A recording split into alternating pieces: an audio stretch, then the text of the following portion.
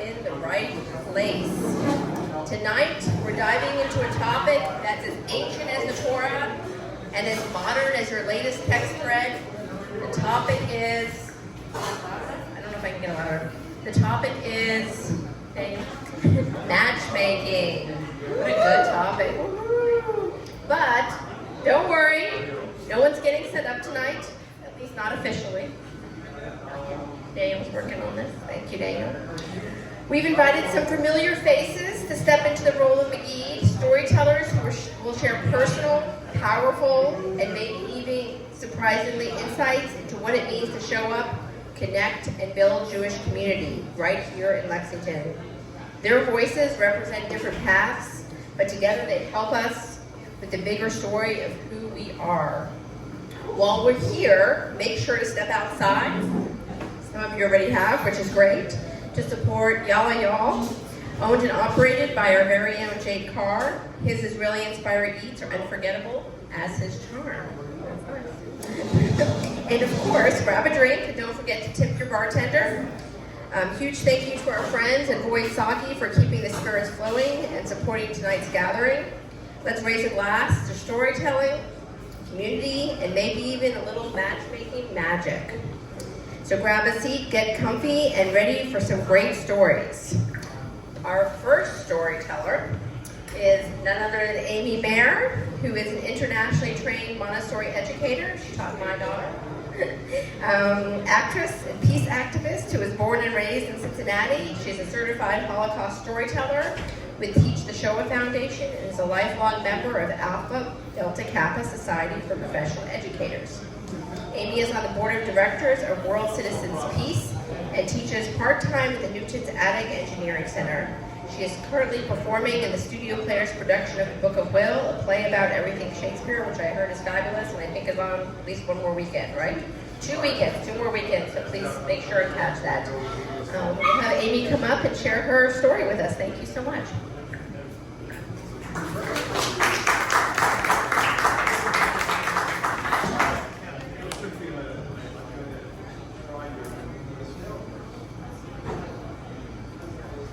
If I was a ventriloquist, my dummy would be in here, but it's not. So. But I do have a prop, because I find that with storytelling, unlike theater on a stage, you don't need a whole lot of props, you don't need set. You have imagination, you have the tone of the storyteller, you know, an awesome environment.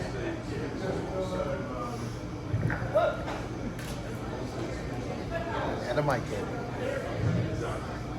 So, does anybody know what this is? Ping pong paddle. Shout it out. Ping pong paddle.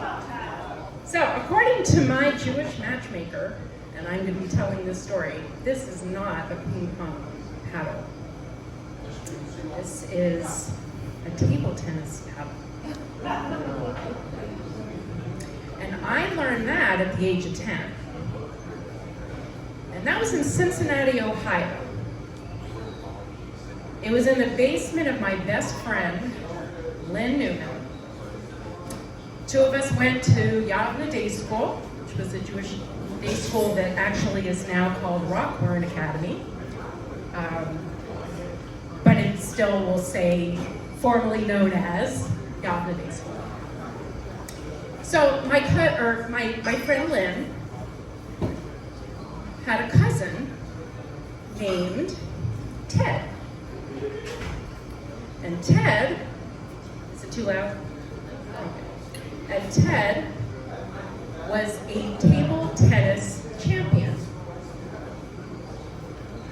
And when I say champion, he won a lot of competitions nationally in table tennis. And he taught his son, Aaron, who was also my best friend's cousin, second cousin. And they would do expos. So as he got older, they would go to community centers, schools, and they would play table tennis. And they would sometimes do workshops. Well, Well, they came to my school. They came to Yavne Day School, and they set up in the big auditorium. The principal introduced them as father-son table tennis champions. And I remember this vividly. And I also remember that evening, because it was a Friday, so it was for Shabbat, I went over to my friend Lynn's house, and Ted was there with Aaron, his son, and Lynn had a table tennis table in her basement, and so they took us down and they gave us table tennis lessons. And I really enjoyed it. Now, I did really love to watch them play table tennis with 2 ladles. That was very impressive. But I stuck with the paddle. Okay, flash forward 18 years ago. I was engaged to someone, and it didn't work out. So I spent 1 year not dating anyone. And that was very good for me. I took yoga, I ate really healthy, I joined some organizations, but I felt that it was important to shed the past and just have a clean slate. I didn't want to go out with anybody that anyone set me up with, especially Jewish mothers and grandmothers. I knew everybody in Cincinnati. I had grown up there. It was pretty much a very small pickup in terms of even dates. So my friend, another friend, suggested that I go on J-Date. And to me that was a little awkward, but I decided to go look, and there was nobody in Cincinnati. I either knew them or I just didn't think it was gonna work. So I said to her, I don't see it. She's like, well, why don't you try outside of Cincinnati? Just extend your mileage. You know, Dayton, Columbus, Indianapolis, Louisville, Lexington. So I changed my mileage. And I really just wasn't feeling good about this whole situation. But I came across a profile. And it was the only profile that just kind of had me thinking, this person actually sounds decent. He sounds like somebody I want to get to know. So I called up my friend Lynn, and I said, I'm on J-Date. I am not a member of J-Date yet. I'm just kind of perusing. I want to explain who I think, should I become a member just for one person? And she's like, well, who is it? I said, so I started reading the profile. And then I said he had red hair, he's from Lexington. She said, oh, Mike Mayer. I said, wait a minute, how do you know? He was at my bar mitzvah. I'm like, how? I don't understand. She explained. Mike Mayer is my cousin's, like basically their family. So she was explaining, my cousin, my cousin, she is married to Ted Friedman. Ted Friedman's, one of his best friends is Ken Mayer. And so we've known that whole family for years. And so I said, oh. And she said, would you like my mom to set you up with him? I said, no. No, but I would like to learn a little bit more, and I might write to him. So, long story short, because we've, got to keep going here. Long story short, I did write to him. I did not tell him about my inside information. In fact, I did end up meeting him. We went for brunch, and then we went to see Dracula at the Playhouse in the Park. I got free tickets because I was working. But we hit it off. But we were just friends for a few months. During that time, I was getting more information. So when I was over at my friend's house, at one point, her father was really just telling all these stories about Mike Mayer. And because I wasn't able to date him on a regular basis anyway, because we were long distance, so I was getting all of these stories, and it sounded good. So let's bring this back to Ted. So what's really cool is that Ted Friedman is sort of like a godfather to my husband. He taught him how to play table tennis, of course, with a ladle. And so I got to know Ted fairly well for a couple of years. He was sick during the time of our wedding. So I went to visit him and I brought him wedding cake. And I thanked him. And he was like, "Why are you thanking me?" And I said, "Because in a way, you are our matchmaker. You were like this, centerpiece that just kind of, made it make sense in some way." And I know there's a whole lot more to matchmaking and people clicking and deciding to spend the rest of your life together. But in my heart, he really is my yenta. And I have, to close, you're not going to be able to see it because I don't have a PowerPoint presentation, but there's a picture of him. This is about 6 months before he passed away. And my husband, Mike, he had built a little table tennis table that was portable, that he could just take anywhere. He could take it to a restaurant, he could take it to the park, and then he had mini paddles. So it's almost like a paddle for a toddler, but it works in terms of the ratio of the table. So we have this in our house, and it just reminds us that, you just never know with connections and how even one person can kind of become a spark in bringing two people together. Thank you.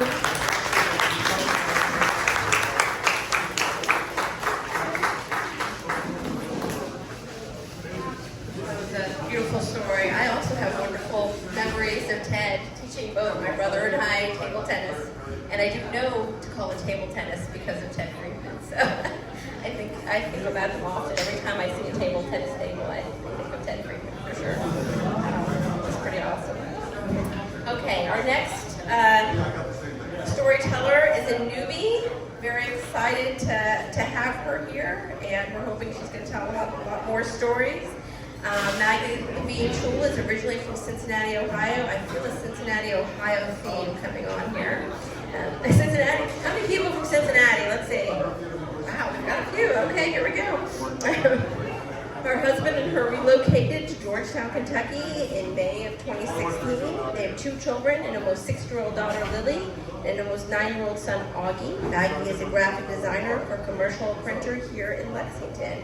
Maggie, come on up. We're excited to have you.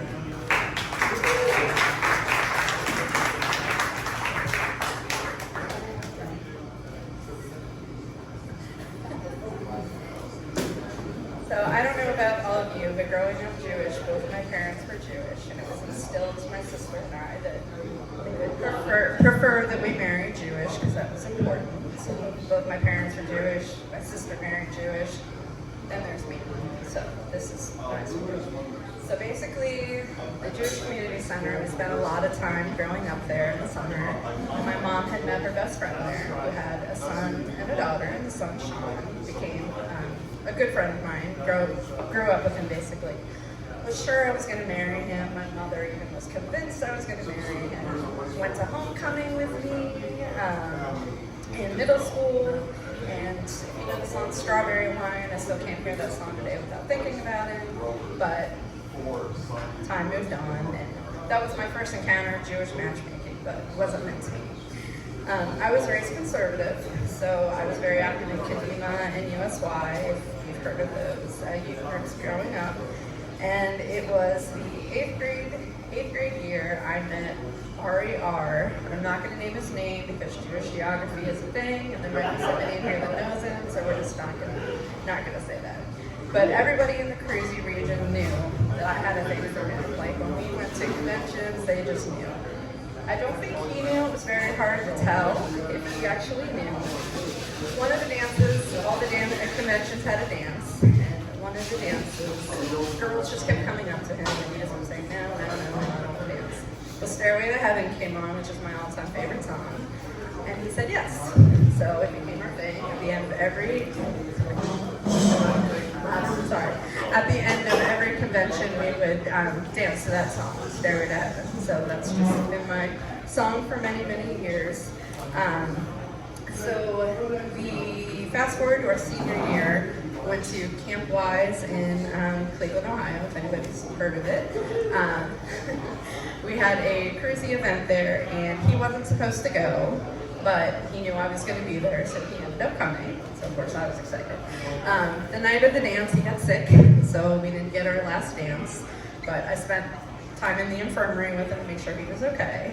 And at the end of the weekend, everybody had this little the little autograph books where you get friends and staff to sign it so you have it for years to come. He had written, and I wish I have it somewhere, I don't know where it is, but he had written "Sweet You Are to My Soul, Sweet You Are, as Sweet You Roll" by Dave Matthews. And he said, "You were by far my best friend that night. Heart melted, Jewish God, I'm gonna marry him. I'm finally gonna tell him how I feel." So I get up the nerve to tell him, and it wasn't mutual. So I was crushed. Why? He was gay. So apparently my friends knew for years that this was the case. Apparently I missed the memo, nobody just filled me in on this. Why, I don't know. So that ship had sailed. So, and he is a neurosurgeon today, so that's that. But so we kept in touch as much as possible, but life gets busy and things happen, and unfortunately we haven't talked in a very long time. So I dated here and there in college, and flings, boyfriends. I decided to try online dating. So like Amy, I tried JDate, but I kept running into everybody I went to Hebrew school with. That was not gonna happen. So we're like, nah, we're not gonna do JDate. So I ended up meeting a guy named Greg through a mutual friend. Long story short, we ended up dating basically for the first half of my 20s.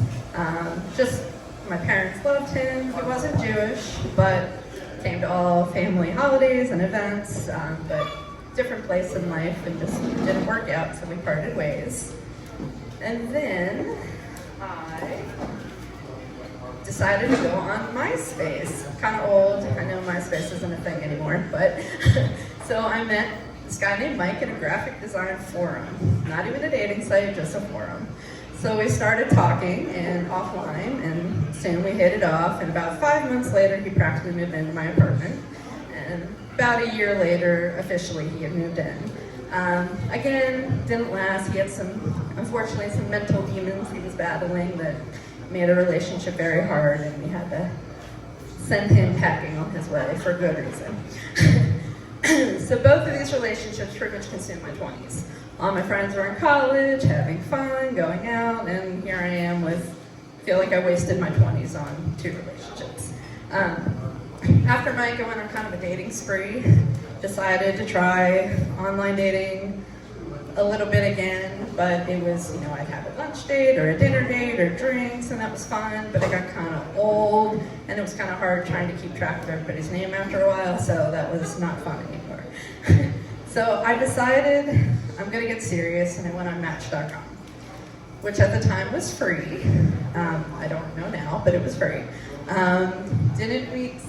Met some real winners, but decided to pay for it, thinking, okay, if I pay for it, there's gonna be serious people if you're paying that kind of money for a membership. So I was going to cancel my account. This guy named Dave sent me a message, and I said, I'm canceling my account. Here's my number, if you wanna call me, go for it. And he did. So we had our first date on April 10th of 2012 at Graders in Fort Mitchell. And what did he do? He talked about his ex-wife for an hour. So I was pretty much done. He was was this nerdy engineer, like clothes, no offense, but for that age, like pleated khakis, pocket, it was just bad all the way around. So I'm like, all right, I was ready to be done. He's like, let's go to the pub and get a drink. I'm like, sure. So at the end, I was ready just to say, we're done, like, have a nice life, thanks, see ya. And he goes, you want to do this again? And the rest, as they say, is history. So here we are. Oh, we also joke to this day that he's so quiet because he said everything he needed to say on his first date. So, but 13 years later, 2 kids, 2 houses, 2 states, a dog, 2 cats, the death of my father, having put my beloved first pet down, and here we are. To wrap up my love story, I did not end up dating or marrying somebody Jewish, but I did end up marrying my soulmate, Dave. We were married on September 20th, 2015, so 10 years coming up this year. And he's somebody who has embraced Judaism wholeheartedly. It's been welcomed in by the temple, by everybody, and it's been great. So it took me 31 years to find him. But to wrap up, when people ask how I met my Bashert or my soulmate, I say I pay $34.99 plus tax, and he played for the 6-month guarantee.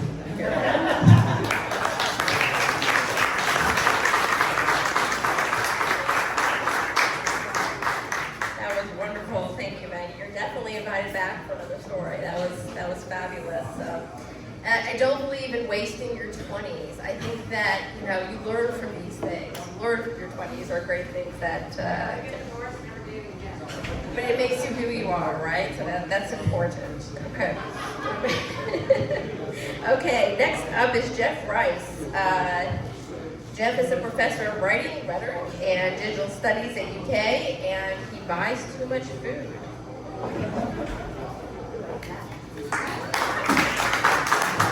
Thank you. So, when I was married, we would often say that we never dated. We met professionally, started visiting each other via long-distance trips, got married even though I never proposed, and we didn't live in the same city. No one matched us, and we supposedly had no dates. When I divorced at almost 50, I had to figure out what it means to date, or who would even match me. That doesn't really mean I never dated before marriage, but in many ways I was also previously correct. I didn't date either. I didn't call someone on the phone and, hem and hawing. Well, I don't know, if you're doing anything sometimes, maybe you want to, do something, or I don't know, or never mind. Instead, I met someone somehow, spent 2 years together, broke up, repeated the process a number of times, then at 36 got married. Suddenly in the wake of divorce, I had to figure out, what does it mean to date? At that point in my life, I thought, no one will ever date me. I'm short, I'm balding, I'm almost 50. My friends were married or settled. Get-togethers were mostly beer nerds and no women. Who would match me with anyone? So I did the only thing a man about to turn 50 could do. I went online and I joined some dating apps. Now when I was younger, I heard of online dating, and I once met a couple who had met on Match.com, pre-phone apps, and that seemed unthinkable. Online, what kind of people, what kind of person is so desperate and so lonely to join an online dating service, to meet someone? Who would do such a pathetic thing? Yeah, well, when I turned 50, it was me. So the rhetoric, around dating apps is mostly negative. Tinder, Bumble, Match, Plenty of Fish, Coffee and Bagel, Facebook dating, Hinge. People describe these apps as dumpster fires, a shit show, trash. In the golden age of Jewish matchmaking, as Fiddler on the Roof, Crossing Delancey, or the Netflix show Jewish Matchmaking show us, the Shidduch shows up with a folder full of pictures to flip through and promises that he's a real scholar, a mensch, or she's a true beauty, Shayna Panim, and she has a good personality. And someone else in turn gets your picture and, very similar adjectives. So this is the secret age-old Jewish formula for matchmaking. But in the late 1960s, Harvard and MIT computer scientists wondered if those giant room-sized computers that they possessed could also be used to match couples. Those desperate for love filled out questionnaires, mailed them to the respective university departments, paid a fee, and eventually received in the mail a computer process match based on computer process match based on supposed complementary profiles. Now, this early computing dating moment was not an anomaly for matching. Media-based matching has been with us for some time.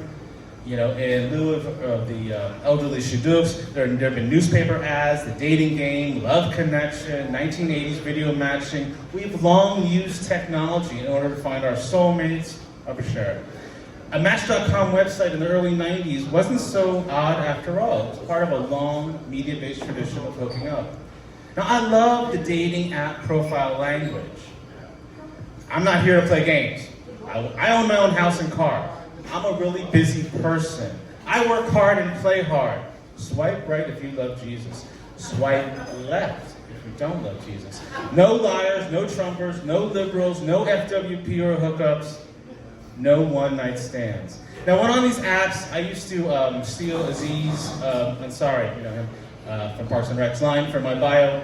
I'm going to Whole Foods. Do you need anything? Other times, I used what's in your fridge as my bio line, or I play hip-hop songs on the guitar as country music. And sometimes when I matched, I would try to be funny with my opening line, like, hey, let's skip the whole, hi, how are you today beginning, which we know will go nowhere and interest no one. And let's get right to the most important question. What's your middle name? Or how many olive oils do you think are too much for a grown man to have in his pantry? Or, as a professor, my work contract requires me to drive a Subaru. Now, sometimes I got a conversation or a date out of these lines. Other times the person unmatched me. With technology comes the expectation of ease. Merely joining an app, paid or free, should result in lifetime love, we think. But a shidduch with a folder full of pictures couldn't promise that. A chance meetup at a party or bar couldn't promise that. An introduction from a mutual acquaintance couldn't promise that. Even meeting professionally over a listserv and then a conference panel, as in my case, couldn't promise that. Why do we ask Bumble or a computer algorithm to accomplish what all the other no other effort could? Why do we get mad when it can't? The digital shidduch of dating apps has overall, though, it's been pretty kind to me. Bumble, Hinge, even Tinder once. I like when a woman contacts me first on Bumble. I don't like it when conversations fade quickly. I don't like hi as someone's first message. I like sharing phone numbers quickly. I like being made fun of. I like a day-long messaging conversation about music or travel abroad or where we like to eat or what we don't like or how many olive oils we own. I like it when she messaged me back, I laughed out loud back.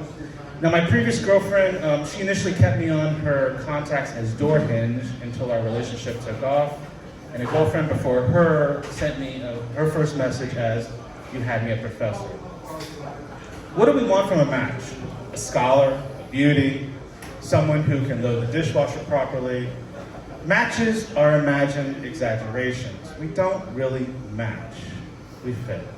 It takes time to fit. More time than messaging a day or two. And we don't really need someone to tell us how to fit with someone else. That's our job. Now, I'm an anomaly. One can't match with me or be matched to me, but one can fit. I don't expect my partner to want to visit grocery stores in other countries, which is what I like to do, or to listen to Modern Love podcasts with me, or jazz all day, or eat tin fish, or travel to Albania, or be willing to not wear black when she's in my house unless she wants her clothes covered in dog hair. If she does all that, fantastic. But she, in her late 40s or likely early 50s, probably has an established life, and established quirks and oddities, like me, but different. Also, I don't load the dishwasher properly. And despite all that, we can still fit, and at times, the fit occurs.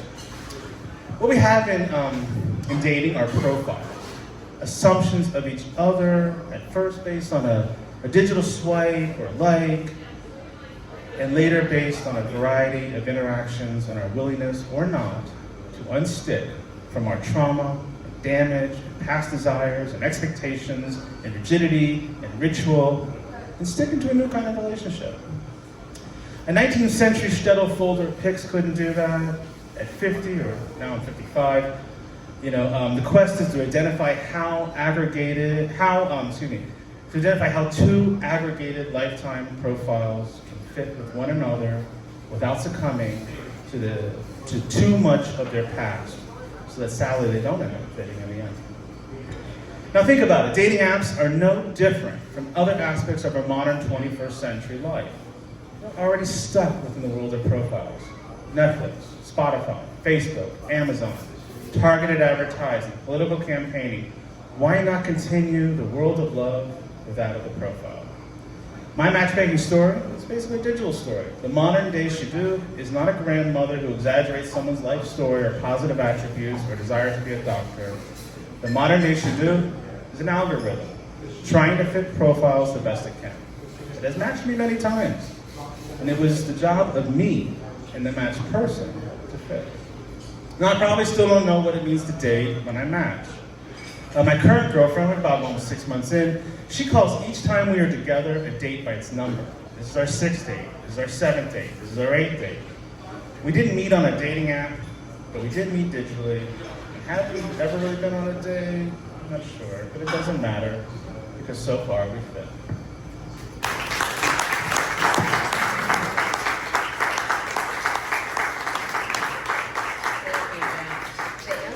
There are never too many olive oils, ever. Okay. Next up is Shani Abramowitz, who is the rabbi at ODS here in Lexington. She's originally from Chicago. Shani is a knitter, a Grateful Dead fan, I did not know that, and a poet. Shani and her husband Joseph are the proud parents of Elisheva and Zipporah.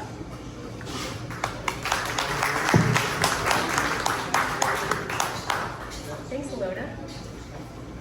So my story for tonight is actually an anti-matchmaking story. And the main character in this anti-matchmaking story is the highly coveted Jewish camp ritual of the Shabbos walk. Has anyone here ever been on a Shabbos walk at camp? Okay, great. Okay.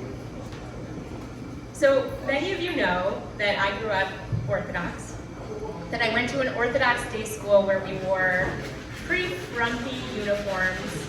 Imagine long skirts, knee socks, long sleeve shirts down to our elbows. We weren't allowed to really innovate or do anything unique, and the only time I could wear what I wanted to wear was on the weekends. And my parents were just modern enough that even though I wasn't allowed to wear pants, like really inside the Jewish community, if we were at the mall or if we went to a restaurant way out of town, I was allowed to wear pants. And I started going to camp in 5th grade, the summer going into 5th grade.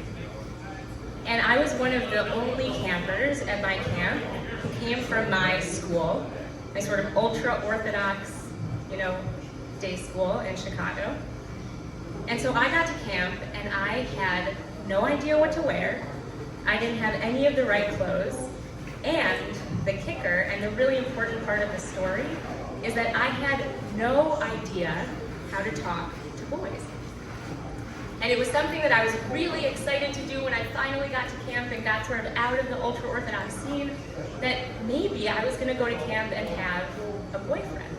Or I was finally gonna have a great guy friend.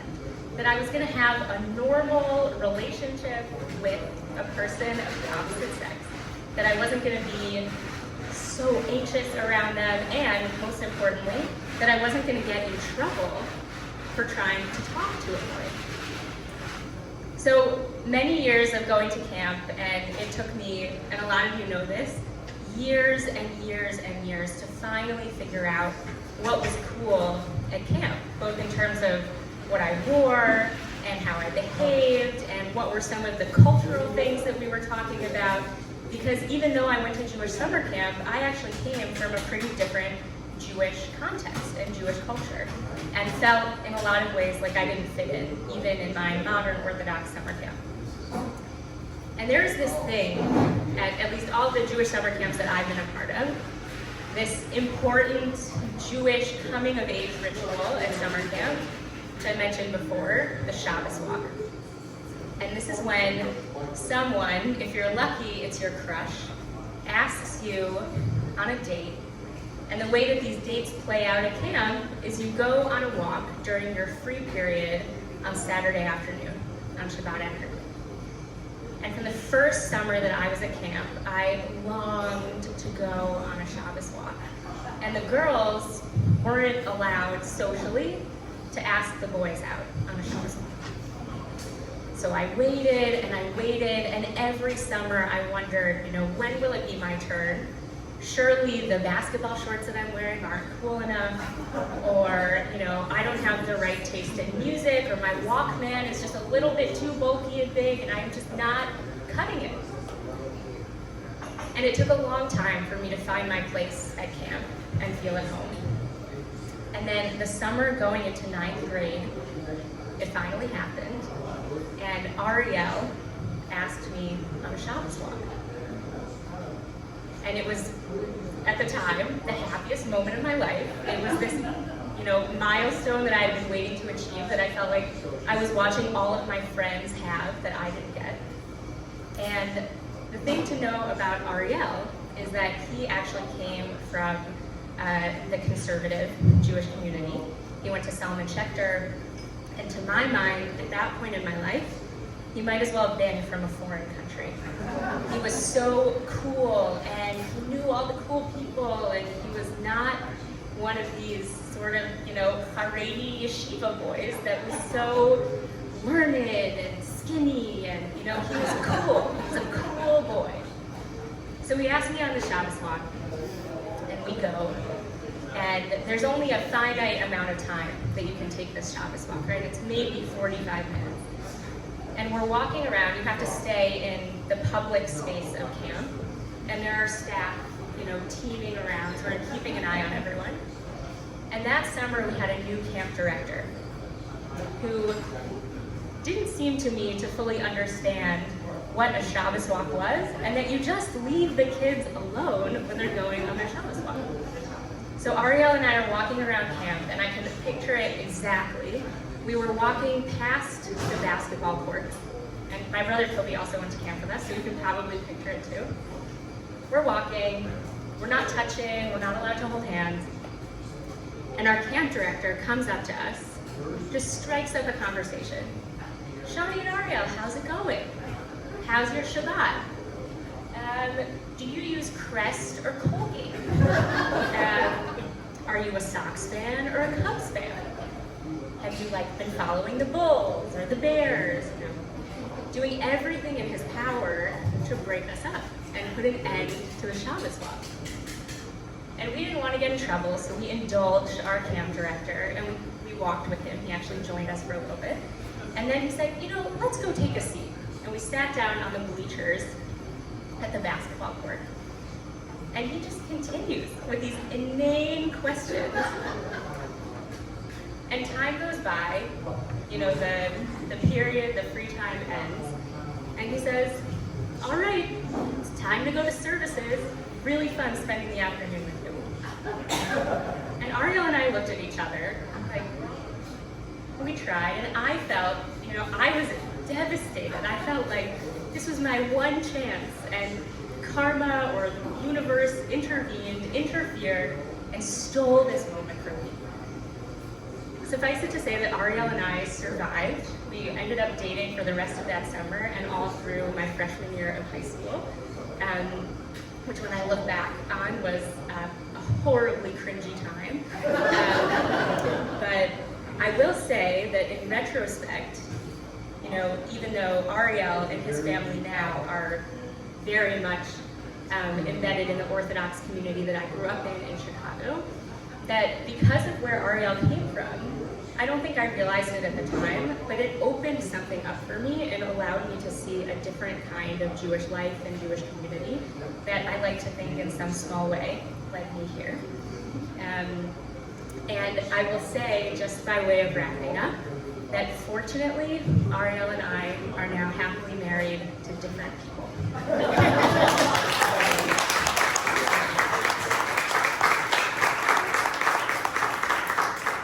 Feeling very left out that I've never gone on a Shabbos walk, so maybe if you want to take me up a Shabbos walk.